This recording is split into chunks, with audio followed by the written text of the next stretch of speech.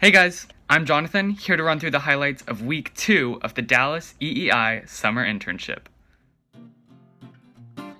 The interns met virtually with Dr. Roberts, a researcher in environmental toxicology who works at UNT. He showed us fancy scientific equipment, including industrial blenders that can mix oil and water, and we discussed his research articles, including laser ablation ICP-MS in fish and the biomagnification and speciation of mercury in the Caddo Lake food web. We learned all about the dangers of oil to fisheye development, the biomagnification of mercury in Caddo Lake, and little organisms called Daphnia. Some of us interns presented our water topics in pairs, including water and media, water quality indicators, and more. We continued our presentations as groups and gave each other constructive feedback. We were also introduced to the incredible world of GIS by Craig. We made an account and completed a module on ArcGIS online. To conclude the week, us interns had our questions about Dallas water quality answered by Mr. Marua, Dallas's water quality manager, and Ms. Patience, Dallas's environmental coordinator. They told us all about how EPA regulations affect Dallas water quality, the fact that the amount of chlorine is essentially the biggest difference between bottled water and tap water in Dallas, and the importance of not flushing certain items down the drain. Throughout the week, the interns met to discuss how to collectively present the information they learned. The result is this video, and the others that will come throughout the internship.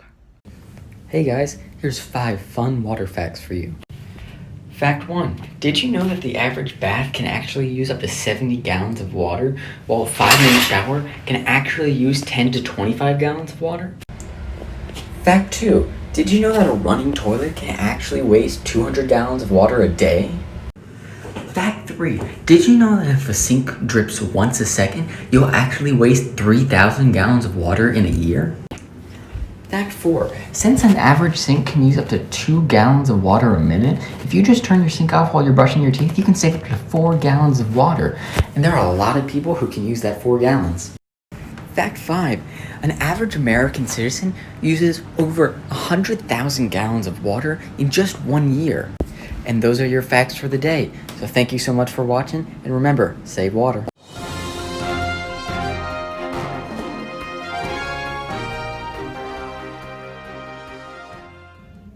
Hello, I'm MK and I'm here with today's World Water News.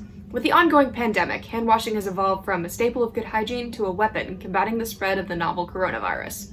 This makes access to clean water more important than ever. Unfortunately, in many communities around the globe, access to clean water is a luxury. However, some scientists in upstate New York are looking to fix that. Let's take a look. Tonight's story comes from the University of Rochester, where researchers in the university's optics lab have found a way to use lasers and sunlight to purify water.